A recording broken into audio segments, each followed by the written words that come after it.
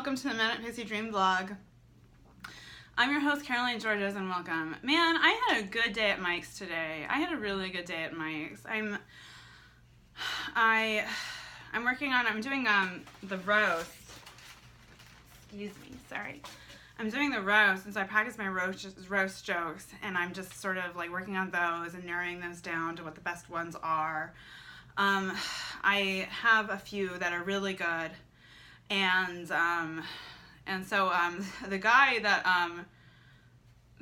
I'm roasting, like, he already told me one of his jokes, so I already know one of them. And we're friends. That's what's crazy, is that we're actually pretty good friends. And we've been friends for a while. And so, like, my jokes are gonna be about how he's like a rapist and about how he's like a murderer and, that kind of thing, like how he's creepy and ugly.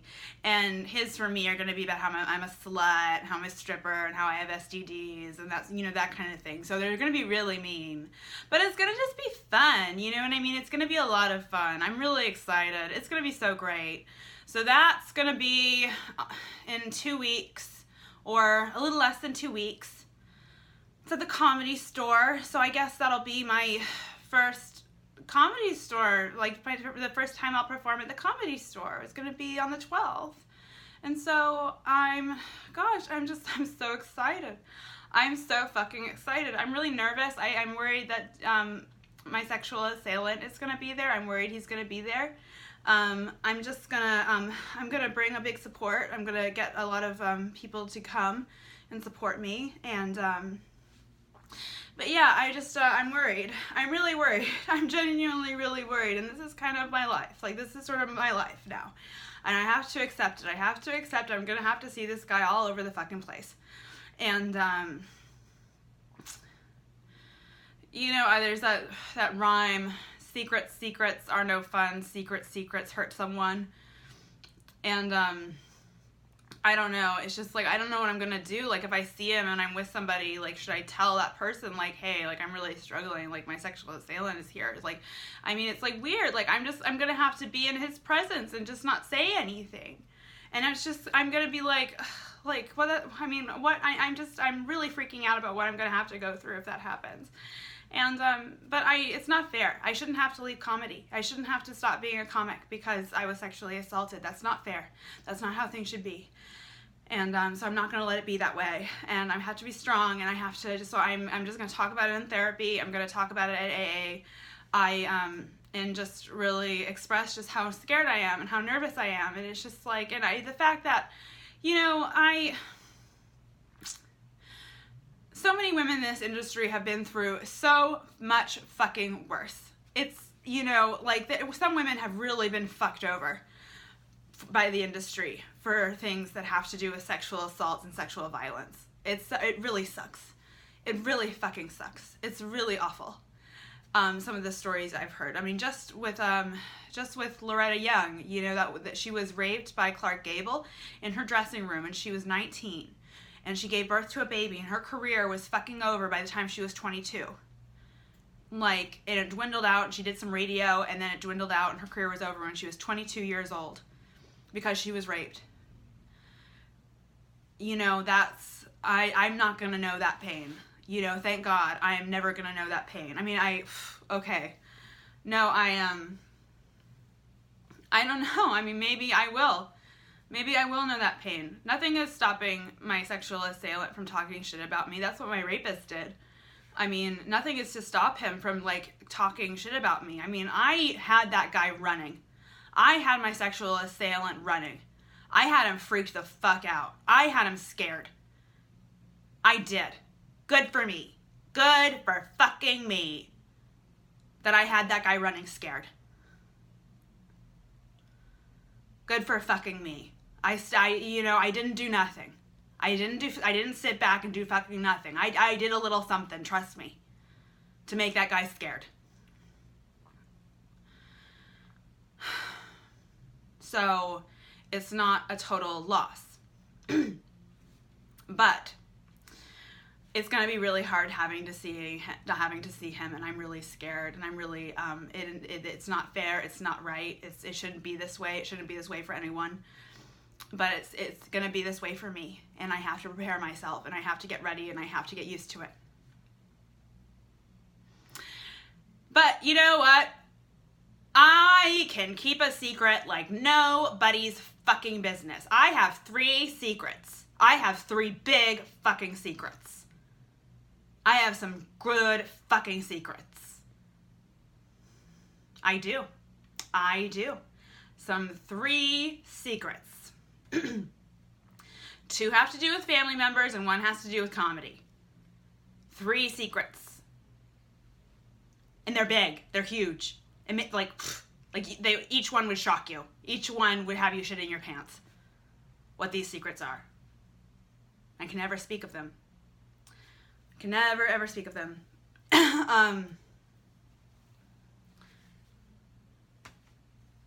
That's just how it is. Secrets are no fun. Secrets hurt someone. They hurt me. I'm hurt by them. It's hard. It's hard having so much on your mind and so much on your plate and so much that you have to think about and so much that you have to talk, that you need to talk about, and you can't talk about it with anyone. One of the secrets I did tell my therapist. My therapist knows, and well, actually, my new therapist, she knows 2 of my secrets. She knows 2 of my secrets. That's what's great to have a therapist. That's why it's great to have therapists, is that you can tell them your secrets and they can't tell anybody. That's why it's great to see a priest, because you can tell them your secrets and they can't tell anyone.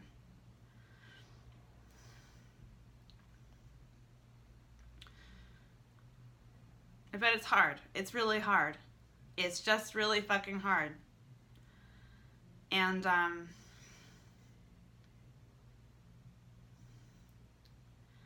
that's life sometimes, you know? I wish my secrets had things to do with things that were noble and honorable. But they're not. They're shameful secrets. They're shameful secrets. And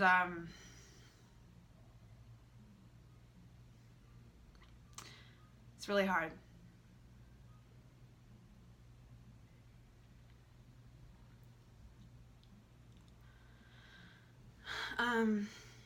Listening to music helps. I listen to sad songs, I listen to sad country songs, and I can kind of express my feelings musically. I guess like by listening to music, I think music really helps. Music therapy is really important. It's really good to listen to music. It's really good to listen to music. And but anyways, I heard a little bit of gossip.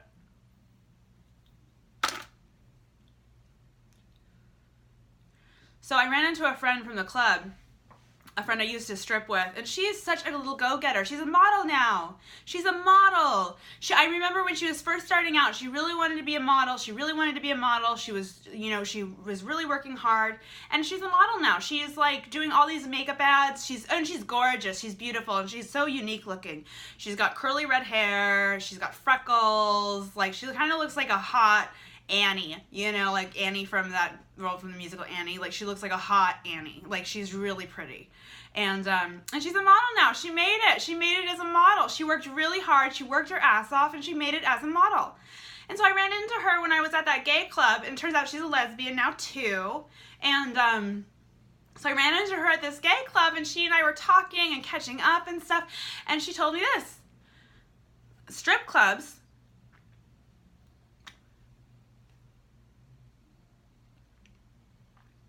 the managers of all the strip clubs in LA and probably all over, but all the managers and all the strip club owners bought tickets for all of their staff to go see Hustlers, for like an educational screening for managers of like, it's like when they screen movies like at the Catholic Church, you know what I mean? Like they screened Spotlight at the Catholic Church. It's like they had a special screening. They had a special pre-screening for managers at strip clubs.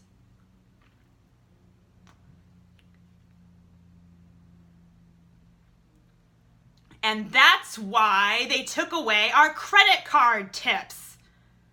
That's why they wouldn't let us keep our credit card tips. Tips all had to be in cash. So we were all like crowding around the one ATM trying to get cash tips, like animals. And it was just, ugh. They took away our credit card tips. That's fucking illegal. They can't take away our credit card tips. And I remember when they did that, and I was really pissed off. 2 of the girls quit, were outraged, because I mean, they make all their money off of hustling and credit card tips. So it's like, they do everything to protect the men. They do everything to protect the men. Everything to protect the men. Nothing to protect women. Nothing to protect the women. They just make shit harder and harder and harder for women to make money, and they do everything to protect men. You know what? If you really love women, if you really care about women, you know what you would do? You would let them serve alcohol at strip clubs. You would let clubs stay open until 4 in the morning. You would let them serve alcohol at 4 in the morning. That keeps the street safer for women. It does. It's been proven to keep the street safer for women.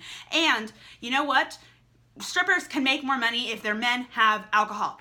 I'm sorry, but it's just weird that we're serving clients in a very kind of a nerve-wracking environment for men to be in, most men to be in. We're only serving them like fucking like $15 bottles of water.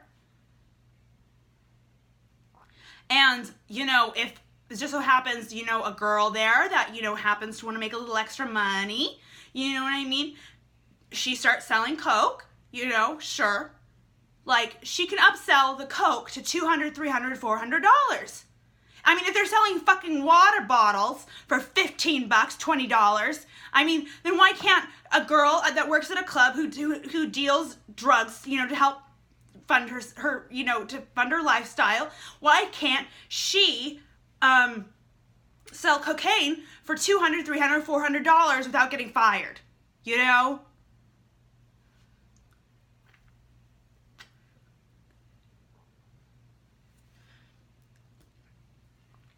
If you cared about women, if you really cared about women, you would be for drug legalization. Because you know what? Women go to prison for bullshit drug charges, true. Women go to prison for bullshit drug charges, too. Just like men. Just like men. They go to prison for illegal gun charges because they want to carry a gun illegally because they can't because of their record, because they want to protect their fucking kids. You know what I mean? They need to sell drugs because they're in a gang, because they need protection from the gang to protect their kids. You know, it's just like, from other gang members. You know, I mean, it's just like, what are these women gonna do? What do you expect these women to fucking do? You know? Prostitution is a way women can feed their children. I'm sorry, it's horrible, but it just is what it is, and it's true. Women can feed themselves through and rise up in society through prostitution. That's a fact, and that's true. So why not make it easier for them? I've met plenty of prostitutes whose children go to private schools.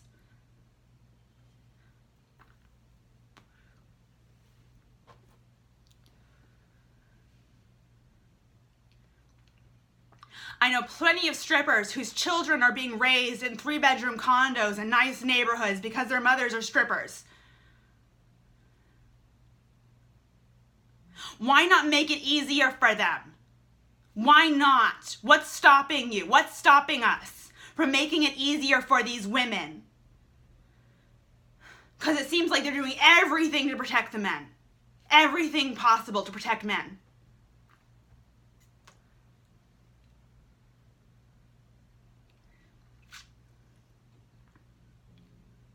How are women going to feed their kids?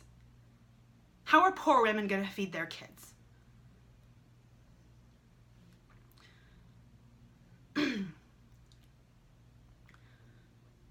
You know, and what happened to feminists like Gloria Steinem? You know what I mean? Women who really cared about poor women, who really cared about underprivileged women, who really cared about women who needed to use their looks to get by.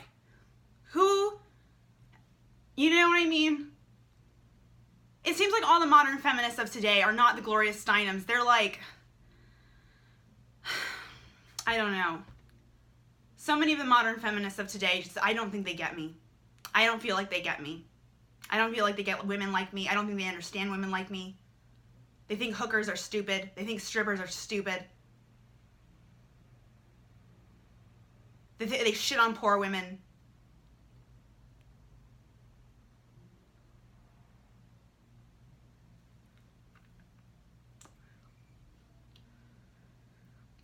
It's what I see because it's what I look for, and who can blame me, you know?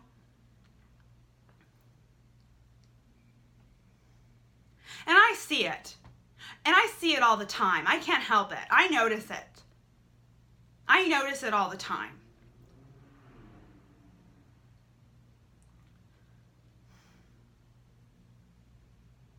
And that's a secret I won't keep. It's okay for women to criticize other women. And it's okay for women to criticize me if that's what they want to do. Trust me, I get it from women all the time. I get criticized by women all the time. Because I'm a stripper.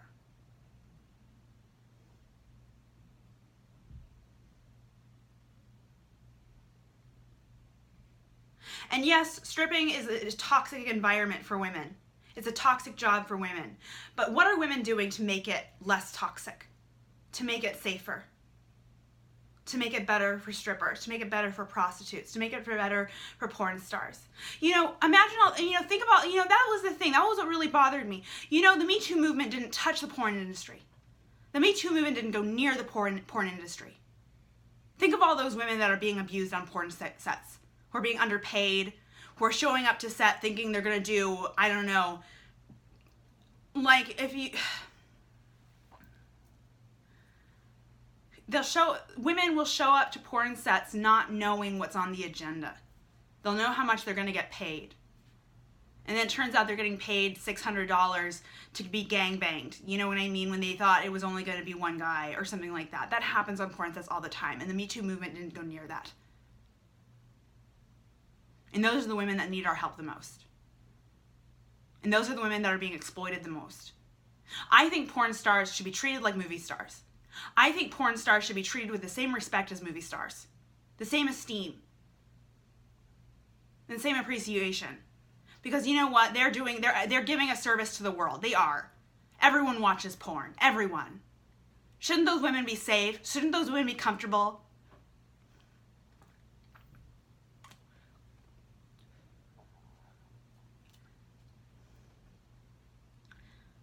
Yes. They should. Anyways, that is my vlog for today. Like and subscribe. Share. Please share. Please share this. This is an important message. This is a really important message, and I really hope that you share this. You don't have to agree with me completely, but I hope you agree with me enough to share this.